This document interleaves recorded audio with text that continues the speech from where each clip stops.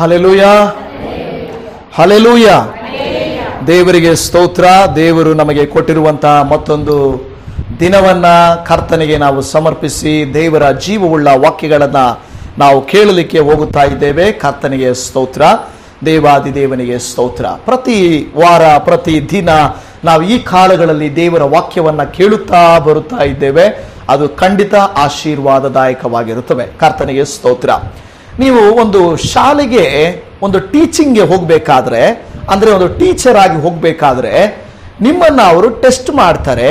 ನೀವು ಚೆನ್ನಾಗಿ ಕಲ್ತಿದ್ರೆ ನಿಮಗೆ ಆ ಒಂದು ಸ್ಕೂಲಲ್ಲಿ ಟೀಚ್ ಮಾಡಕ್ಕೆ ನಿಮಗೆ ಏನು ಕೊಡ್ತಾರೆ? ಕೆಲಸನ ಕೊಡ್ತಾರೆ. ನನಗೇನು ಗೊತ್ತಿಲ್ಲ ಅಂದ್ರೆ ನಿಮ್ಮನ್ನ ಟೀಚರ್ ಆಗಿ ತಗೊಳ್ತಾರಾ? ತಗೊಳ್ಳಲ್ಲ. ಒಂದು ಫ್ಯಾಕ್ಟ್ರಿಗೆ ಹೋಗ್ತೀರಾ, ಒಂದು ಕಂಪನಿಗೆ ಹೋಗ್ತೀರಾ, ಅಲ್ಲಿ ನನಗೇನು ಗೊತ್ತಿಲ್ಲ ಕೆಲಸ ಕೊಡ್ರಿ ಅಂದ್ರೆ ತಗೊಳ್ತಾರ ಅವರು? ತಗೊಳ್ಳಲ್ಲ. ಒಂದು ಯಾವುದೇ ಒಂದು ಕೆಲಸಕ್ಕೆ ನೀವು ಹೋಟೆಲ್ಗೆ ಹೋಗ್ರಿ, ಹಾಸ್ಪಿಟಲ್ಗೆ ಹೋಗ್ರಿ, ನೀವು ಕಂಪನಿಗಳಿಗೆ ಹೋಗ್ರಿ, ಎಲ್ಲಿ ನೀವು ಹೋದ್ರು ಕೂಡ ನನಗೇನು ಗೊತ್ತಿಲ್ಲ, ನನಗೇನಾದ್ರೂ ಕೆಲಸ ಕೊಡಿ ಅಂತ ಹೇಳಿದ್ರೆ ಅವರು ನಮಗೆ ಕೆಲಸವನ್ನ ಕೊಡುವುದಿಲ್ಲ. ಲೋಕದ ದೃಷ್ಟಿಯಲ್ಲಿ ಲೋಕದ ಜನಕ್ಕೆ ಬೇಕಾಗಿರುವಂಥದ್ದು ಜ್ಞಾನವುಳ್ಳವರು, ಕೆಲಸ ಮಾಡುವಂಥವರು, ತಿಳುವಳಿಕೆ ಉಳ್ಳವರು, ಎಲ್ಲಾ ವಿಷಯಗಳಲ್ಲಿ ಚೆನ್ನಾಗಿ ಗೊತ್ತಿದೆ ಅನ್ನುವಂಥವ್ರನ್ನ ಮಾತ್ರವೇ ಅವರು ಸೆಲೆಕ್ಟ್ ಮಾಡ್ಕೊಳ್ತಾರೆ. ಇಲ್ಲ ಅಂದ್ರೆ ಅವರು ರಿಜೆಕ್ಟ್ ಅನ್ನ ಮಾಡ್ತಾರೆ. ಆದ್ರೆ ಒಂದು ವಿಷಯ ನಿಮಗೆ ಗೊತ್ತಾ? ಲೋಕದ ಎಲ್ಲಾ ಕಡೆಗಳಲ್ಲಿ ಯಾರನ್ನು ಬೇಕಾದರೂ ತಿರಸ್ಕಾರ ಮಾಡುವಂತ ಈ ಲೋಕದಲ್ಲಿ ದೇವರು ಮಾತ್ರವೇ ನಾವು ಹೇಗಿದ್ರೂ ನಮ್ಮನ್ನ ಅಂಗೀಕರಿಸಿಕೊಳ್ಳುತ್ತಾರೆ. ಹಲ್ಲೆಲೂಯಾ. ಅರ್ಥ ಆಗ್ತಾ ಇದೆಯಾ? ಎಲ್ಲಿ ಬೇಕಾದ್ರೂ ಜನರು ನಮ್ಮನ್ನ ನೋಡಿ ನೋಡಿ ತೆಗೆದುಕೊಳ್ಳುತ್ತಾರೆ. ನಮ್ಮ ಮುಖ ನೋಡಿ, ನಮ್ಮ ಸರ್ಟಿಫಿಕೇಟ್ ನೋಡಿ, ನಮ್ಮ ಎಲ್ಲವನ್ನು ನೋಡಿ. ಆದರೆ ಏನೂ ನೋಡದೆ ಅಂಗೀಕರಿಸಿಕೊಳ್ಳುವ ಒಂದೇ ಒಂದು ಸ್ಥಳ, ದೇವರ ಸಮ್ಮುಖ, ಒಬ್ಬರೇ ಒಬ್ಬ ವ್ಯಕ್ತಿ, ಯೇಸು ಸ್ವಾಮಿ. ಹಲ್ಲೆಲೂಯಾ. ಇವತ್ತು ಅಂತ ದೇವರು ಹೇಳುವಂತ ಮಾತೇನು ಗೊತ್ತಾ? ನಾನು ನಿಮ್ಮನ್ನ ಆರಿಸಿಕೊಳ್ಳುತ್ತೇನೆ. ಅಂದ್ರೆ ಎಂಥವರನ್ನ ಆರಿಸಿಕೊಳ್ಳುತ್ತೇನೆ ಅಂತ ಹೇಳಿ ಈ ಒಂದು ವಾಕ್ಯವು ನಮಗೆ ತೋರಿಸಿಕೊಡುತ್ತದೆ. ಮೊದಲ ಕೊರಿಂಥದವರಿಗೆ ಬರೆದ ಪತ್ರಿಕೆ 1ನೇ ಅಧ್ಯಾಯ 27ನೇ ವಚನವನ್ನ ನಾವು ಓದಿಕೊಳ್ಳೋಣ. ಮೊದಲ ಕೊರಿಂಥದವರಿಗೆ ಬರೆದ ಪತ್ರಿಕೆ 1ನೇ ಅಧ್ಯಾಯ ಅದರ 27ನೇ ವಚನವನ್ನ ಯಾರಾದ್ರೂ ಓದಿ. ದೇವರು ಜ್ಞಾನಿಗಳನ್ನ ನಾಚಿಕೆ ಪಡಿಸುವುದಕ್ಕಾಗಿ ಈ ಲೋಕದ ಬುದ್ಧಿಹೀನರನ್ನ ಆರಿಸಿಕೊಂಡಿದ್ದಾನೆ. ದೇವರು ಬಲಿಷ್ಠರನ್ನ ನಾಚಿಕೆ ಪಡಿಸುವುದಕ್ಕಾಗಿ ಈ ಲೋಕದ ಬಲಹೀನರನ್ನ ಆರಿಸಿಕೊಂಡಿದ್ದಾನೆ. ಹಲ್ಲೆಲೂಯಾ. ನಾನು ಹೇಳಿದ್ನಲ್ವಾ, ದೇವರು ಆರಿಸಿಕೊಳ್ಳುವ ವಿಧಾನ ಬೇರೆ, ಮನುಷ್ಯರು ಆರಿಸಿಕೊಳ್ಳುವ ವಿಧಾನ ಬೇರೆ ಬೇರೆನೆ. ಮದುವೆ ಆಗ್ಬೇಕು ಅಂತ ಹೋಗ್ತಾರೆ ಅಂತ ತಿಳ್ಕೊಳ್ಳಿ. ಅಯ್ಯೋ ನಮ್ಮ ಹುಡುಗಿಗೆ ಹಿಂಗಿದೆಯಪ್ಪ, ನಮ್ಮ ಹುಡುಗ ಹಂಗಪ್ಪ ಅಂತ ಬಲಹೀನತೆ ಹೇಳಿದ್ರೆ ಅವ್ರು ಮದುವೆ ಮಾಡ್ಕೊಳ್ತಾರಾ? ಮಾಡ್ಕೊಳ್ಳಲ್ಲ. ಎಲ್ಲ ಪಾಸಿಟಿವೇ ಹೇಳ್ತಾರೆ, ಎಲ್ಲ ಪಾಸಿಟಿವೇ ಅಲ್ವಾ? ಗೌರ್ಮೆಂಟ್ ಜಾಬ್ ಇದೆ, ನಮ್ಮ ಮಗ ಇಷ್ಟು ಓದಿದ್ದಾನೆ, ಇಷ್ಟು ಸಂಬಳ ಬರುತ್ತೆ, ಎಲ್ಲ ಪಾಸಿಟಿವ್ ಹೇಳ್ತಾರೆ, ನೆಗೆಟಿವ್ ಹೇಳಲ್ಲ. ನೆಗೆಟಿವ್ಸ್ ಹೇಳಕ್ ಹೋಗಲ್ಲ, ಯಾಕಂದ್ರೆ ಅವರು ನೆಗೆಟಿವ್ಸ್ ಹೇಳಕ್ ಇಷ್ಟಪಡಲ್ಲ. ಆದ್ರೆ ನೋಡಿ, ದೇವರು ಮನುಷ್ಯರ ರೀತಿ ಏನ್ ಮಾಡ್ತಾರೆ? ಒಂದೊಂದು ಹುಡುಕಿ ಅವರಲ್ಲಿರುವಂತಹ ಸಕಾರಾತ್ಮಕ ಎಲ್ಲವನ್ನ ನೋಡುವಾಗ ದೇವರು ಆರಿಸಿಕೊಳ್ಳುವುದು ಇಲ್ಲಿ ಹೇಳುತ್ತದೆ. ಈ ವಾಕ್ಯಗಳನ್ನೆಲ್ಲ ನೀವು ನೋಡುವಾಗ ಜ್ಞಾನಿಗಳು ಅನೇಕರಿಲ್ಲ, ಕುಲಹೀನರು ಅನೇಕರಿಲ್ಲ, ನಿಮ್ಮಲ್ಲಿ ಬುದ್ಧಿಹೀನರಿದ್ದಾರೆ, ಬಲಹೀನರಿದ್ದಾರೆ ಎಂಬ ಪದಗಳನ್ನ ನೀವು ಈ ಒಂದು ವಾಕ್ಯ ಭಾಗದಲ್ಲಿ ನೋಡುತ್ತಾ ಇದ್ದೀರಿ. ನನ್ನ ಪ್ರಿಯ ದೇವಜನವೇ, ನಾನು ಸಂತೋಷಿಸುತ್ತೇನೆ. ನಮ್ಮ ಸೇವೆ, ಮೀಡಿಯಾ ಮಿನಿಸ್ಟ್ರಿ ಆಗಿರಬಹುದು, ಇಲ್ಲವೇ ಈ ಸಭೆ ಆಗಿರಬಹುದು, ಯಾವುದೇ ದೊಡ್ಡ ವ್ಯಕ್ತಿಗಳನ್ನ ಎದುರು ನೋಡಿ ನಾವು ಸೇವೆ ಮಾಡ್ತಾ ಇಲ್ಲ. ಯಾರೆಲ್ಲ ಬಲಹೀನರು ಬರ್ತಾರೋ ಅವರೇ ನಮಗೆ ಬಲಸ್ಥರು. ಹಲ್ಲೆಲೂಯಾ. ಯಾರು ನೀವು ಬಲಹೀನರಾಗಿದ್ದೀರೋ ಈ ಸಭೆಯಲ್ಲಿ ನಮಗೆ ನೀವೇ ನಮ್ಮ ಬಲ. ಯಾರು ಬೇಡವೆಂದು ನಿಮ್ಮನ್ನ ತಿರಸ್ಕರಿಸಿದ್ರು ಈ ಸಭೆ ನಿಮ್ಮನ್ನ ಅಂಗೀಕರಿಸುತ್ತದೆ. ನಾವು ಅಂಗೀಕರಿಸುತ್ತೇವೆ. ಯಾಕೆಂದರೆ ದೇವರು ನಮಗೆ ನೀವು ಕೊಟ್ಟಿರುವಂತಹ ವ್ಯಕ್ತಿಗಳು. ನಮಗೆ ಅನೇಕ ಸಾಕ್ಷಿಗಳು ಈ ಸಭೆಯಿಂದ ಬರ್ತಾ ಇರ್ತವೆ. ನಾವು ಬೇರೆ ಕಡೆ ಹೋಗುವಾಗ ಇಲ್ಲವೇ ಅನೇಕರು ನಿಮ್ಮನ್ನ ತಿರಸ್ಕರಿಸಿದ್ದು, ಪ್ರೀತಿ ಮಾಡದೇ ಇದ್ದಿದ್ದು, ಸರಿಯಾಗಿ ಮಾತನಾಡದೇ ಇದ್ದಿದ್ದು, ಇವತ್ತು ನಾವು ಸಂತೋಷಿಸುತ್ತೇವೆ. ನಾವು ಸಭೆ ನಡೆಸುವ ಉದ್ದೇಶ ಯಾರೋ ದೊಡ್ಡವರು ಬರ್ತಾರೆ, ಹಣವಂತರು ಬರುತ್ತಾರೆ, ಒಳ್ಳೆ ಪಂಡಿತರು ಜ್ಞಾನಿಗಳು ಬರ್ತಾರೆ ಅಂತ ಅಲ್ಲ ನಾವು ಎದುರು ನೋಡುವಂಥದ್ದು. ನೀವು ನಮಗೆ ಬರುವಂಥದ್ದೇ ನಮಗೆ ಎಷ್ಟು ಸಂತೋಷ, ನಾವೆಷ್ಟು ಉಲ್ಲಾಸ ಪಡುತ್ತೇವೆ ನಿಮ್ಮನ್ನು ನೋಡುವುದರಲ್ಲಿ. ಯಾಕೆಂದ್ರೆ ದೇವರು ನಿಮ್ಮನ್ನ ಪ್ರೀತಿಸುತ್ತಾರೆ. ಯಾರು ನಿಮ್ಮನ್ನ ಪ್ರೀತಿಸ್ತಾರೆ? ಅದು ನಮಗೆ ಬೇಕಾಗಿರೋದು. ಇವತ್ತು ದೇವರು ನಮ್ಮನ್ನ ಪ್ರೀತಿಸುವಾಗ ಅದು ಎಷ್ಟೊಂದು ಸಂತೋಷ ಅಲ್ವಾ? ಯಾಕೆಂದ್ರೆ ದೇವರು ಪ್ರೀತಿಸಿದ ಹಾಗೆ ನಾವು ಪ್ರೀತಿಸಬೇಕಾಗಿದೆ, ದೇವರು ನೋಡುವ ಹಾಗೆ ನಾವು ನೋಡಬೇಕಾಗಿದೆ. ಅದರಲ್ಲಿ ನಮಗೆ ತುಂಬಾ ತುಂಬಾ ಸಂತೋಷವಿದೆ. ನಾನು ಆಲೋಚನೆ ವಾಕ್ಯವನ್ನ ಧ್ಯಾನ ಮಾಡುವಾಗ ನನಗೆ ಅನಿಸಿದ್ದೇನೆಂದ್ರೆ, ಈ ಒಂದು ಸಭೆಯಲ್ಲಿ ಮಾತ್ರ ಅಲ್ಲ, ನಮ್ಮ ಸೇವೆಯಲ್ಲಿ ಯಾರೇ ಬಲಹೀನರಿದ್ರು, ಯಾರೇ ಕಷ್ಟದಲ್ಲಿದ್ರು, ಅವರ ಪರವಾಗಿ ನಾವು ನಿಂತು ಪ್ರಾರ್ಥಿಸಿ ಧೈರ್ಯ ಹೇಳಿ ಅವರನ್ನ ದೇವರು ಪ್ರೀತಿಸ್ತಾನೆ ಅನ್ನೋದನ್ನ ನಾವು ಹೇಳಿಕೊಡುವಂತವರಾಗಿದ್ದೇವೆ. ದೇವರಿಗೆ ಸ್ತೋತ್ರ. ಈ ವಾಕ್ಯದಲ್ಲಿ ಕೊನೆಯ ಭಾಗದಲ್ಲಿ ಒಂದು ಮಾತು ಹೇಳುತ್ತದೆ, ದೇವರು ಬಲಿಷ್ಠರನ್ನ ನಾಚಿಕೆ ಪಡಿಸುವುದಕ್ಕಾಗಿ ಈ ಲೋಕದ ಬಲಹೀನರನ್ನ ಆರಿಸಿಕೊಂಡಿದ್ದಾನೆ. ಇಲ್ಲಿ ಬಂದಿರುವಂತ ನಿಮ್ಮಲ್ಲಿ, ಈ ವಾಕ್ಯವನ್ನು ನೋಡುತ್ತಿರುವಂತ ನಿಮ್ಮಲ್ಲಿ ನನಗೆ ಬಲಹೀನತೆನೇ ಇಲ್ಲ, ನಾನೆಲ್ಲ ಚೆನ್ನಾಗಿದ್ದೀನಿ ಅಂತ ಹೇಳೋರು ಯಾರಾದ್ರೂ ಇದ್ದೀವಾ? ಇಲ್ಲ. ನಾನು ಗೊತ್ತಾ, ಕೆಲವರು ಹೇಳ್ತಾರೆ, ಮಕ್ಕಳು ಕೆಲವರು ಹೇಳ್ತಾರೆ, ನನಗಿರೋ ಬುದ್ಧಿಗೆ ನಾನು ಇಲ್ಲಿ ಹುಟ್ಟಬಾರ್ದಾಗಿತ್ತು, ನಾನು ಅಲ್ಲೋ ಅಮೆರಿಕಾದಲ್ಲೋ ನಾನು ಬೇರೆ ದೇಶದಲ್ಲೋ ಹುಟ್ಟಬೇಕಾಗಿತ್ತು, ಅಷ್ಟು ನಾನು ಬುದ್ಧಿವಂತ ಅನ್ನೋ ರೀತಿಯಲ್ಲಿ ಹೇಳ್ಕೊಳ್ತಾರೆ. ಅಂದ್ರೆ ಅವ್ರನ್ನ ಹೇಳ್ಕೊಳ್ಳೋದು ನಾನು ಇಲ್ಲಿರೋನು ಅಲ್ಲ, ನಾನು ಎಲ್ಲೋ ಇರಬೇಕಾಗಿರೋನು ಅಂತ ಹೇಳ್ಕೊಳ್ತಾರೆ.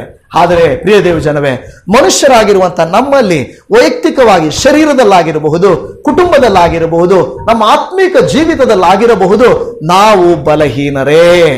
ಆದರೆ ಕೆಲವು ಸಾರಿ ದೇವರ ವಾಕ್ಯ ಹೇಳುತ್ತದೆ, ಎತ್ತ ತಂದೆ ತಾಯಿಗಳು ನಮ್ಮನ್ನ ತೊರೆದರು, ಕೈಬಿಟ್ಟರು, ತಪ್ಪಾಗಿ ಮಾತಾಡಿದ್ರು, ನಮ್ಮನ್ನ ಚುಚ್ಚಿ ಮಾತಾಡಿದ್ರು, ಪರಲೋಕದ ದೇವರು ನಮ್ಮನ್ನ ಆ ರೀತಿ ಮಾತನಾಡುವುದಿಲ್ಲ. ಹಲ್ಲೆಲೂಯಾ.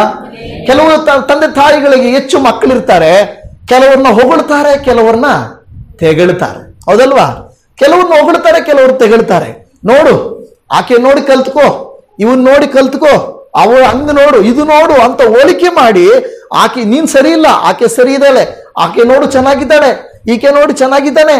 ನಮ್ಮ ಮಕ್ಕಳಲ್ಲಿ ನಾವೇನ್ ಮಾಡ್ತೀವಿ, ಕೆಲವು ಸಾರಿ ಕೆಲವು ತಂದೆ ತಾಯಿಗಳು, ಎಲ್ಲ ತಂದೆ ತಾಯಿಗಳಲ್ಲ, ಕೆಲವು ತಂದೆ ತಾಯಿಗಳು ನೋಡಿ ನೀನ್ ಕಪ್ಪಗಿದ್ದೀಯಾ, ನೋಡು ಅವ್ರು ಬೆಳ್ಳಗಿದ್ದಾರೆ ಅಂತ ಹೇಳ್ತಾ ಇದ್ರು.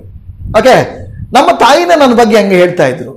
ಯಾಕಂದ್ರೆ ನಾವು 4 ಜನ ಮಕ್ಕಳು, 3 ಜನ ಬೆಳ್ಳಗೆ ನಮ್ಮ ಅಮ್ಮನ ತರ ಇದ್ದಾರೆ, ನಾನು ಮಾತ್ರ ನಮ್ಮ ಅಪ್ಪನ ತರ ಕಪ್ಪಗಿದ್ದೀನಿ. ನಮ್ಮಮ್ಮ ಹೇಳ್ತಾರೆ, 28 ವಯಸ್ಸಾಯ್ತು, ನೀನ್ ಕಪ್ಪಗಿದ್ದೀಯಾ, ನೀನ್ ಯಾರು ಮದುವೆ ಮಾಡ್ಕೊತಾರೆ, ಅದಕ್ಕೆ ಬೇಗ ಮದುವೆ ಮಾಡ್ಕೊಂಡ್ರೆ ಹಿಂದ್ಗಡೆ ಇರೋ ಇಬ್ಬರಿಗೆ ಮದುವೆ ಆಗ್ಬೇಕು ಅಂತ ಹೇಳ್ತಾ ಇದ್ರು. ನಾನು ಅವಾಗ ಸರಿ ಮದುವೆ ಮಾಡ್ಕೊಬೇಕು ಸರ್, ನೋಡ್ರಿ ನಮ್ಮಪ್ಪ ಬರೋನು ಒಂದ್ ದಿವಸ ಬಂದು ಹೇಳ್ತಾ ಇದ್ದ ನನಗೆ, ನಾನು ಹುಡುಗಿ ನೋಡಿದೀನಿ, ಹುಡುಗಿ ಟೈಲರಿಂಗ್ ಮಾಡ್ತಾಳೆ, ಮನೆಯಲ್ಲೇ ಚೆನ್ನಾಗಿ ಒಂದು ದಿನಕ್ಕೆ ಒಂದು 300-400 ರೂಪಾಯಿ ಸಂಪಾದನೆ ಮಾಡ್ತಾಳೆ, ಮದುವೆ ಮಾಡ್ಕೊಂತೀಯಾ ಅಂತ ಕೇಳಿದ್ರು. ನಾನು ಸರಿ ನೋಡೋಣ ಅಂತ ಹೇಳ್ತಾ ಇದ್ದೆ. ಅಂದ್ರೆ ಅವ್ರ ಅನ್ಯರನ್ನ ತೋರಿಸ್ತಾ ಇದ್ರು, ಕ್ರಿಸ್ತ ಮಕ್ಕಳನ್ನ ತೋರಿಸ್ತಾ ಇರ್ಲಿಲ್ಲ. ಅಂದ್ರೆ ಯಾವಾಗ ಇದು ನಾನು ಸೇವೆ ಮಾಡಿ ಆಮೇಲೆ ಎಲ್ಲಾ ಕಡೆ ಸೇವೆ ಮಾಡಿ ಬಂದು ಊರಲ್ಲಿ 2-3 ವರ್ಷ ವ್ಯವಸಾಯ ಮಾಡ್ತಾ ಇದ್ದೆ, ನನಗೆ ಆ ಕಡೆ ಪಾಸ್ಟರ್ ಕೆಲಸನೂ ಇಲ್ಲ, ಈ ಕಡೆ ಹೊರಗಿನ ಕೆಲಸನೂ ಇಲ್ಲ, ನಾನು ವೇಸ್ಟ್ ತರ ಆಗೋಗ್ಬಿಟ್ಟಿದ್ದೆ. ಅಂತ ಟೈಮಲ್ಲಿ ನಮ್ಮ ತಾಯಿ ನಾನು ತಪ್ಪು ಕಂಡು ಹಿಡಿತಾ ಇಲ್ಲ, ಆದ್ರೆ ಅವರ ಒಂದು ನನ್ನ ಮಗನ ಮದುವೆ ಆಗಲಿ ಅನ್ನುವಂಥ ಉದ್ದೇಶ ಇರ್ಬೋದು, ಆದ್ರೆ ಅವರ ಮನಸ್ಸಲ್ಲಿರುವ ಭಾವನೆ ಏನಂದ್ರೆ ನೀನ್ ಕಪ್ಪಗಿದ್ದೀಯಾ ಅನ್ನೋದು ಒಂದು ಭಾವನೆ ಇತ್ತು. ಆದ್ರೆ ನನ್ನ ಪ್ರಿಯ ದೇವ ಜನವೇ, ಮನುಷ್ಯರು ಇಲ್ಲ ತಂದೆ ಇಲ್ಲ ತಾಯಿ ನಮ್ಮನ್ನ ಕೀಳಾಗಿ ನೋಡಿದರೂ ಕೂಡ ಕೀಳಾಗಿ ನೋಡದೇ ಇರುವಂತ ಒಬ್ಬರಿದ್ದಾರೆ, ಅವರೇ ನಮ್ಮ ಪರಮ ತಂದೆಯಾದಂತ ದೇವರು. ಹಲ್ಲೆಲೂಯಾ. ನಿಮ್ಮನ್ನ ನೀವು ಯಾವ ಬಲಹೀನತೆಯಲ್ಲಿದ್ದರೂ ಕೂಡ, ನಿಮಗೆ ಜ್ಞಾನ ಇಲ್ಲ, ಓದಕ್ಕೆ ಚೆನ್ನಾಗಿ ಬರಲ್ಲ, ಜಾಬ್ ಸಂಪಾದನೆ ಮಾಡ್ಲಿಕ್ಕೆ ಆಗಲಿಲ್ಲ, ಒಂದು ಕುಟುಂಬವನ್ನ ಸರಿಪಡಿಸ್ಕೊಳ್ಳಿಕ್ಕೆ ಆಗಲಿಲ್ಲ, ಎಲ್ಲರೂ ನೋಡಿ ಅಯ್ಯ ಏನು ಹಿಂಗೆ ನೀನು ಅಂತ ಎಲ್ಲರೂ ಕೈ ಎತ್ತಿ ತೋರಿಸುವಾಗಲೂ ದೇವರು ನಿಮ್ಮನ್ನ ಪ್ರೀತಿ ಮಾಡ್ತಾರೆ. ಅದೇ ದೇವರ ಒಂದು ಪ್ರೀತಿ, ಅದೇ ಒಂದು ದೇವರ ಒಂದು ಉದ್ದೇಶ. ಇಲ್ಲಿ ನಾವು ನೋಡುವಾಗ ಈ ಲೋಕದ ಬಲಹೀನರನ್ನ ದೇವರೇನ್ ಮಾಡಿದಾನಂತೆ, ಆರಿಸಿಕೊಂಡಿದ್ದಾರೆ. ಹಾಗಾದ್ರೆ ನಾನು ನಂಬುತ್ತೇನೆ, ಇಲ್ಲಿರುವ ನಾನು, ಇಲ್ಲಿರುವ ನೀವು ಯಾವುದೋ ಒಂದು ವಿಚಾರದಲ್ಲಿ ಬಲಹೀನರು. ನಿಮಗೆ ಕೆಲವರಿಗೆ ಬುದ್ಧಿ ಚೆನ್ನಾಗಿರ್ಬಹುದು, ಆರೋಗ್ಯ ಚೆನ್ನಾಗಿಲ್ಲದೆ ಇರಬಹುದು. ಬುದ್ಧಿ ಆರೋಗ್ಯ ಚೆನ್ನಾಗಿರ್ಬಹುದು, ಮನಸ್ಸಿಗೆ ಸಮಾಧಾನ ಇಲ್ಲದೆ ಇರಬಹುದು. ಬುದ್ಧಿ ಆರೋಗ್ಯ ಸಮಾಧಾನ ಎಲ್ಲ ಇಲ್ಲದೆ ಇರಬಹುದು, ಸಾಲ ಇರಬಹುದು ಅಲ್ವಾ? ಬುದ್ಧಿ, ಆರೋಗ್ಯ, ಹಣ ಎಲ್ಲ ಇರಬಹುದು. ಒಂದೊಂದ್ಸಾರಿ ನಿಮಗೆ ದೇವರಲ್ಲಿ ನಂಬಿಕೆ ಇಲ್ಲದೆ ಇರಬಹುದು. ನೋಡಿದ್ರೆ ಒಂದಲ್ಲ ಒಂದು ಬಲಹೀನತೆ ನಮ್ಮಲ್ಲಿ ಇರುತ್ತದೆ. ದೇವರು ಬಲಹೀನರನ್ನ ಕರೆಯುವ ದೇವರು, ಆರಿಸಿಕೊಳ್ಳುವ ದೇವರು. ಆದುದರಿಂದಲೇ ನಿಮ್ಮನ್ನ ನನ್ನನ್ನು ಪ್ರೀತಿಸಿದರ ಉದ್ದೇಶದಿಂದಲೇ ಇವತ್ತು ನೀವು ನಾನು ಇಲ್ಲಿದ್ದೇವೆ. ಇಲ್ಲದೆ ಹೋದರೆ ನಾವಿರ್ತಾ ಇರಲಿಲ್ಲ. ದೇವರು ನಮ್ಮನ್ನ ಪ್ರೀತಿಸ್ತಾನೆ. ಹಲ್ಲೆಲೂಯ. ದೇವರು ನಿಮ್ಮನ್ನ ಪ್ರೀತಿಸ್ತಾರಾ? ಹೇಳ್ರಿ, ದೇವರು ನನ್ನನ್ನು ಪ್ರೀತಿಸ್ತಾರೆ ಅಂತ ಹೇಳ್ರಿ. ಎಸ್, ನಿಮ್ಮನ್ನ ತಂದೆ ತಾಯಿಗಳು, ಗಂಡ ಹೆಂಡತಿ, ಮಕ್ಕಳು, ಊರಿನವರು ಯಾರು ನಿಮ್ಮನ್ನ ಪ್ರೀತಿಸದೆ ಹೋದರೂ ಕೂಡ ಯೇಸು ಸ್ವಾಮಿ ನಿಮ್ಮನ್ನ ಪ್ರೀತಿಸುತ್ತಾರೆ. ನೀವು ಹೆಂಗಿದ್ದೀರೋ ದೇವರು ನೋಡಲ್ಲ, ಆದ್ರೆ ದೇವರ ಕಡೆಗೆ ತಿರುಗಿಕೊಂಡು ಬಂದರೆ ನಿಮ್ಮನ್ನ ಪ್ರೀತಿಸ್ತಾನೆ, ಯಥೇಚ್ಛವಾಗಿ ಪ್ರೀತಿಸ್ತಾನೆ. ಆತನ ಪ್ರೀತಿಯನ್ನು ನಾವು ಅಳತೆ ಮಾಡ್ಲಿಕ್ಕೆ ಆಗೋದಿಲ್ವಂತೆ. ಅಷ್ಟೊಂದು ದೇವರ ಪ್ರೀತಿ ಇದೆ ಎಂಬುದನ್ನ ನಾವು ನೋಡುವಂತವರಾಗಿದ್ದೇವೆ. ಪ್ರಿಯ ದೇವಜನವೇ, ರೋಮಾಪುರದವರಿಗೆ ಬರೆದ ಪತ್ರಿಕೆಯಲ್ಲಿ 8ನೇ ಅಧ್ಯಾಯ 26ನೇ ವಚನವನ್ನ ನಾವು ಓದಿಕೊಳ್ಳೋಣ. ರೋಮಾಪುರದವರಿಗೆ ಬರೆದ ಪತ್ರಿಕೆ 8ನೇ ಅಧ್ಯಾಯ 26ನೇ ವಚನ. ಯಾರಾದರೂ ಒಬ್ರು ಓದ್ರಿ. ಹಾಗೆ ಪವಿತ್ರಾತ್ಮನು ನಮ್ಮ ಅಶಕ್ತಿಯನ್ನ ನೋಡಿ ಸಹಾಯ ಮಾಡುತ್ತಾನೆ. ಹೇಗೆಂದರೆ ನಾವು ತಕ್ಕ ಪ್ರಕಾರ ಏನು ಬೇಡಿಕೊಳ್ಳಬೇಕು ನಮಗೆ ಗೊತ್ತಿಲ್ಲದ್ದರಿಂದ ಪವಿತ್ರಾತ್ಮನೇ ತಾನೇ ಮಾತಿಲ್ಲದಂತೆ ನರಳಾಟದಿಂದ ನಮಗೋಸ್ಕರವಾಗಿ ಬೇಡಿಕೊಳ್ಳುತ್ತಾನೆ ಅಂತ ಹೇಳ್ತದೆ. ಅಲ್ಲಿ ಪ್ರಾರಂಭದಲ್ಲಿ ಹೇಳ್ತದೆ, ಪವಿತ್ರಾತ್ಮನು ಸಹ ನಮ್ಮ ಅಶಕ್ತಿಯನ್ನ ನೋಡಿ ಸಹಾಯ ಮಾಡುತ್ತಾನೆ. ಯಾವುದನ್ನು ನೋಡಿ ಸಹಾಯ ಮಾಡ್ತಾನೆ? ನಮ್ಮ ಅಶಕ್ತಿಯನ್ನು ನೋಡಿ. ಅಶಕ್ತಿ ಇದ್ರೆ ಇರ್ಲಿ, ಆದ್ರೆ ಆಸಕ್ತಿ ಇಲ್ದರೆ ಇರಬಾರ್ದು. ಅನೇಕ ಸಲ ಏನಂದ್ರೆ, ದೇವರು ಸಹಾಯ ಮಾಡಕ್ಕೆ ರೆಡಿ ಇದ್ರು ನಾವು ಅಂಗೀಕಾರ ಮಾಡ್ಕೊಳ್ಳಕ್ಕೆ ರೆಡಿ ಇರಲ್ಲ. ಅದಕ್ಕೆ ದೇವರು ಹೇಳಿದ್ದಾರೆ, ನಮ್ಮ ಆಸಕ್ತಿಯಲ್ಲಿ ದೇವರು ಸಹಾಯ ಮಾಡ್ತಾರೆ, ಆಸಕ್ತಿ ಇಲ್ಲದೆ ಹೋದರೆ ದೇವರು ಸಹಾಯ ಮಾಡಲ್ಲ. ಆದ್ರಿಂದ ನಾವು ಆಸಕ್ತಿಯಿಂದ ಇರಬೇಕು. ದೇವರೇ, ನಾನು ಬಲಹೀನನು, ನನಗೆ ಸಹಾಯ ಮಾಡು ಎಂದು ಕೇಳುವಾಗ ದೇವರು ಏನು ಮಾಡ್ತಾರೆ? ನಮಗೆ ಸಹಾಯವನ್ನ ಮಾಡ್ತಾರೆ. ಅದಕ್ಕೆ ದೇವರ ಉದ್ದೇಶ ಏನಂದ್ರೆ, ದೇವರು ಎಬಿಲಿಟಿ ಇರೋರ್ನ ತಗೊಂಡು ಇಲ್ಲವೇ ಅವರಲ್ಲಿ ಇರುವಂತ ಏನೋ ತಲಾಂತನ ನೋಡಿ ದೇವರು ಕರ್ಕೊಳ್ಳಲ್ಲ. ಇಲ್ಲದೆ ಇರುವಂತವ್ರನ್ನ ಕರ್ಕೊಂಡು ಇಲ್ಲದೆ ಇರುವಂತವ್ರನ್ನ ನೋಡಿ ಅವರಿಗೆ ಅದನ್ನ ಕೊಡ್ತಾನೆ. ಅದಕ್ಕೆ ಒಂದು ಮಾತು ಇಂಗ್ಲಿಷ್ ಅಲ್ಲಿ ಹೇಳ್ತದಲ್ಲ, God doesn't call the qualified, instead he will call and qualify ಅಂತ ಹೇಳ್ತಾರೆ. ಅಂದ್ರೆ ದೇವರು ಈಗಾಗಲೇ ನಿಮಗೆ ಇರುವಂತ ಬುದ್ಧಿ, ಜ್ಞಾನ, ಆರೋಗ್ಯ, ಅಂದ, ಐಶ್ವರ್ಯವನ್ನ ನೋಡಿ ಆತನ ಕರೆಯಲ್ಲ. ಇಲ್ಲದೆ ಇರುವಂತವರನ್ನ ನೋಡಿ ಅವರಿಗೆ ಅದು ಕೊಡಲಿಕ್ಕೆ ದೇವರು ನೋಡುವಂತವರಾಗಿದ್ದಾರೆ. ಹಲ್ಲೆಲೂಯಾ. ಇವತ್ತು ನಿಮ್ಮಲ್ಲಿ ಏನಿಲ್ಲ ಅಂತ ನಿಮಗೆ ಚೆನ್ನಾಗಿ ಗೊತ್ತುಂಟು, ನನ್ನಲ್ಲಿ ಏನಿಲ್ಲ ಅಂತ ನನಗೆ ಚೆನ್ನಾಗಿ ಗೊತ್ತುಂಟು. ಹಂಗಾದ್ರೆ ಪಾಸ್ಟರ್, ಈಗ ನೀವು ಕಪ್ಪಗಿರೋರು ಬೆಳಗಾಗಿ ಹೋಗ್ತೀರಾ? ಯಾಕಂದ್ರೆ ದೇವರು ನನ್ನ ಕಪ್ಪಗಿದ್ದೀನಲ್ಲ, ಬೆಳಗಾಗಿ ಹೋಗ್ತೀನ ನಾನು? ಹಂಗ ದೇವರು ಹೇಳ್ತಾ ಇದ್ದಾನ? ನನ್ನ ಹತ್ರ ಹಣ ಇಲ್ಲ, ಹಾಗಾದ್ರೆ ದೇವ್ರ ಹತ್ರ ಬಂದ್ರೆ ನನಗೆ ಹಣ ಕೊಟ್ಬಿಡ್ತಾರೆ ಹಂಗೆ ಹೇಳ್ತಾ ಇದ್ದಾರ? ನನ್ನ ಹತ್ರ ಆರೋಗ್ಯ ಇಲ್ಲ, ನನಗೆಲ್ಲ ಕೊಟ್ಬಿಡ್ತಾರೆ ಅಂತ ಹೇಳ್ತಾ ಇದ್ದಾರ? ಹಂಗಲ್ಲ. ನಿನ್ನ ಆ ಸ್ಥಿತಿಯಲ್ಲಿಯೇ ಗೂಡ ನೀನ್ ಎಷ್ಟು ಉತ್ತಮನೋ, ನೀನ್ ಎಷ್ಟು ಒಳ್ಳೆಯವನು, ನೀನು ಏನು ದೇವರು ಸಹಾಯ ಮಾಡಬಲ್ಲನು ಅನ್ನೋದನ್ನ ದೇವರು ನಿನ್ನ ಬಲಹೀನತೆಯನ್ನ ಬಲವಾಗಿ ತೋರಿಸುತ್ತಾರೆ. ಹಲ್ಲೆಲೂಯಾ. ಕೆಲವು ವ್ಯಕ್ತಿಗಳು ನಿಮ್ಮಲ್ಲಿ ಆ ಬಲ ಇಲ್ಲದೆ ಇರಬಹುದು, ಆದರೆ ನಿಮ್ಮಲ್ಲಿ ದೇವರು ಏನೋ ಬೇರೊಂದು ವಿಷಯವನ್ನ ಇಟ್ಟಿರ್ತಾನೆ. ಎಲ್ಲರೂ ಒಂದೇ ರೀತಿಯಾದ ತಲಾಂತುಳ್ಳವರಲ್ಲ, ಎಲ್ಲರೂ ಒಂದೇ ರೀತಿಯಾದ ಜ್ಞಾನವುಳ್ಳವರಲ್ಲ, ಒಂದೇ ರೀತಿಯಾದ ಅಂದವುಳ್ಳವರಲ್ಲ, ಒಂದೇ ರೀತಿಯ ಆರೋಗ್ಯವುಳ್ಳವರಲ್ಲ. ಆದರೆ ಕೆಲವು ಸಾರಿ ನಿಮ್ಮಲ್ಲಿರುವುದು ನನ್ನಲ್ಲಿಲ್ಲ, ನನ್ನಲ್ಲಿರುವುದು ನಿಮ್ಮಲ್ಲಿಲ್ಲ.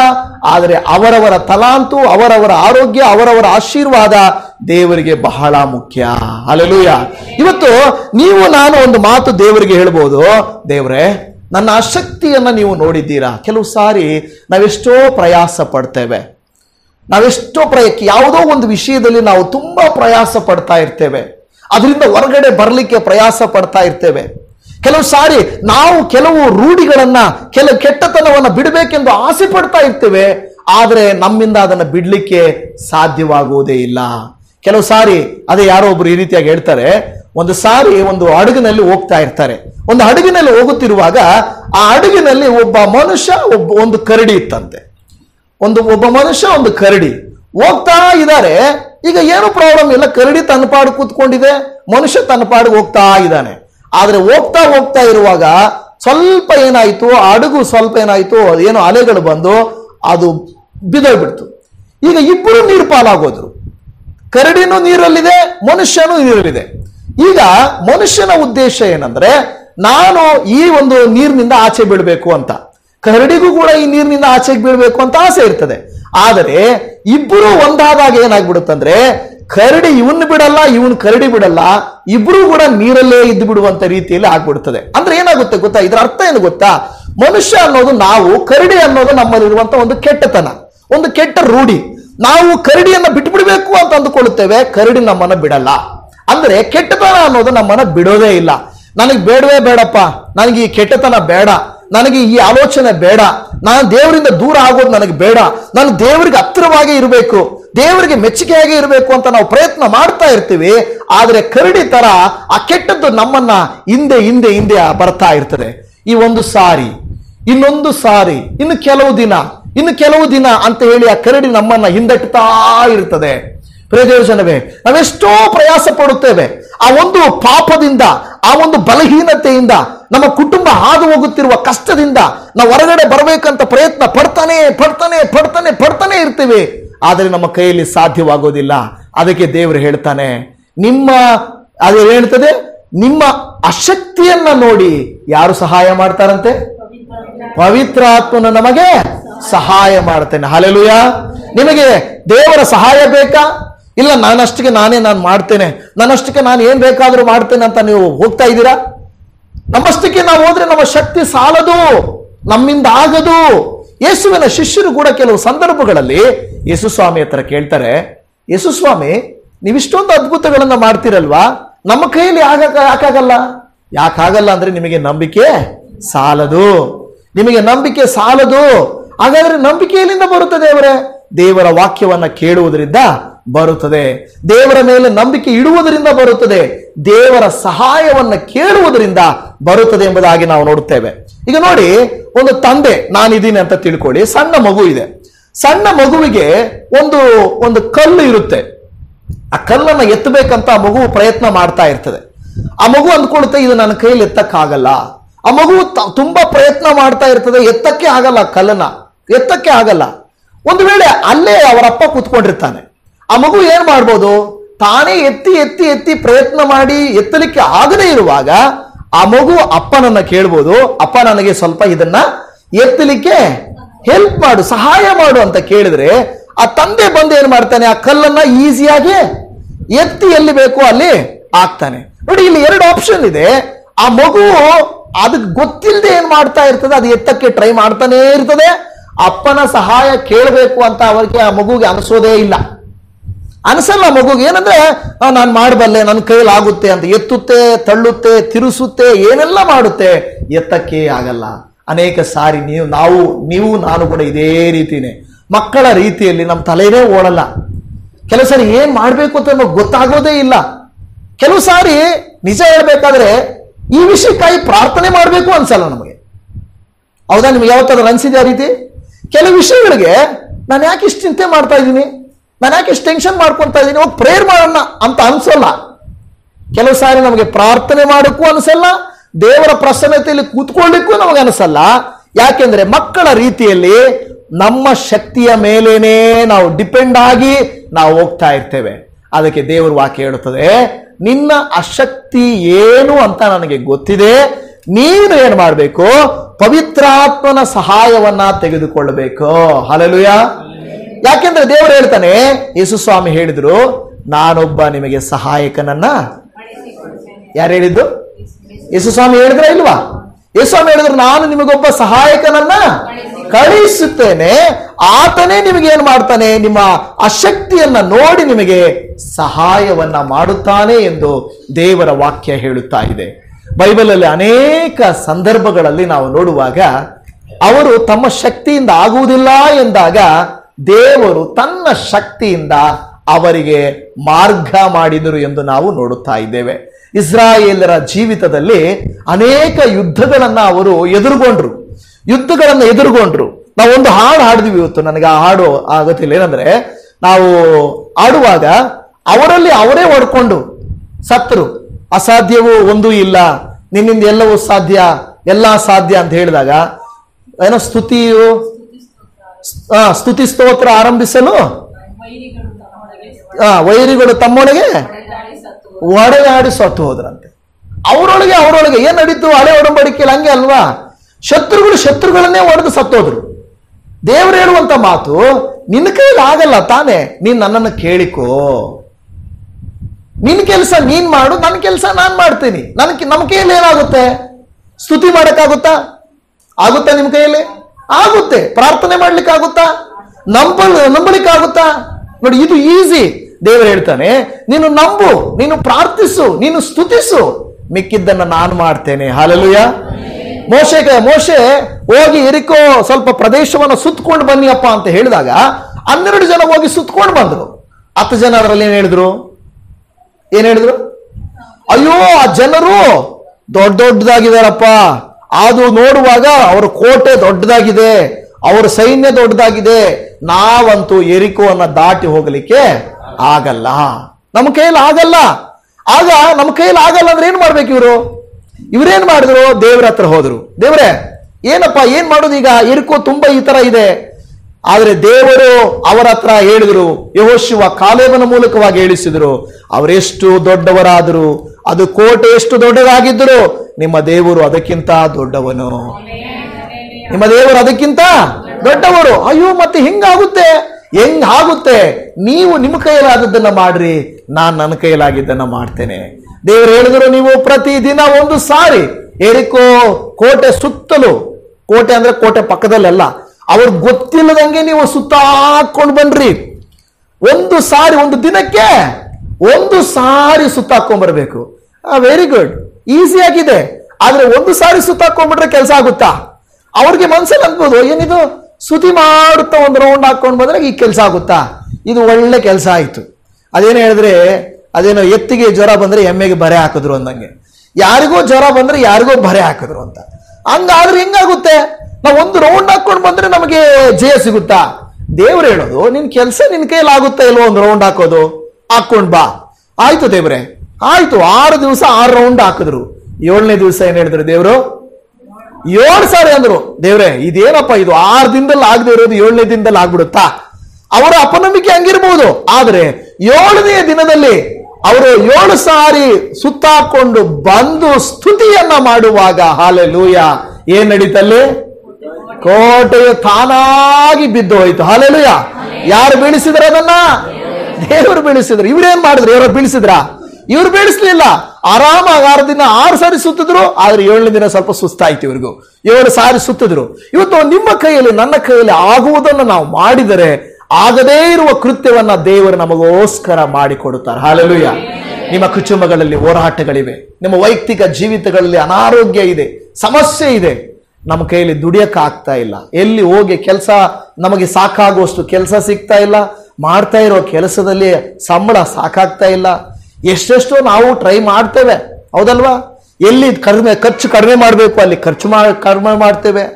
ಅನವಶ್ಯಕವಾದಂತ ವಿಷಯಗಳಲ್ಲಿ ನಾವು ಕೈ ಹಾಕೋದಿಲ್ಲ. ಏನ್ ಮಾಡ್ತೀವೋ ಗೊತ್ತಿಲ್ಲ, ಹೆಂಗ್ ಮಾಡ್ತೀವೋ ಗೊತ್ತಿಲ್ಲ, ಪರಿಸ್ಥಿತಿ ಅಂತೂ ಬಿಗಡಾಯಿಸ್ತಾನೆ ಇರ್ತದೆ. ನಾವೆಲ್ಲಿಂದ ತೆಗೆದು ಎಲ್ಲ ಹಾಕಿದ್ರು ಕೂಡ ನಮ್ಮ ಸಮಸ್ಯೆ ಅಂತೂ ಪರಿಷ್ಕಾರ ಆಗೋದೇ ಇಲ್ಲ. ಆದರೆ ದೇವರು ಹೇಳ್ತಾನೆ, ನೀವಂತೂ ನಿಂತುಕೊಂಡು ಸುಮ್ಮನೆ ನೋಡುತ್ತಾ ಇರ್ರಿ, ನಾನೇ ನಿಮಗೋಸ್ಕರ ಯುದ್ಧ ಮಾಡುತ್ತೇನೆ. ಹಲ್ಲೆಲೂಯಾ.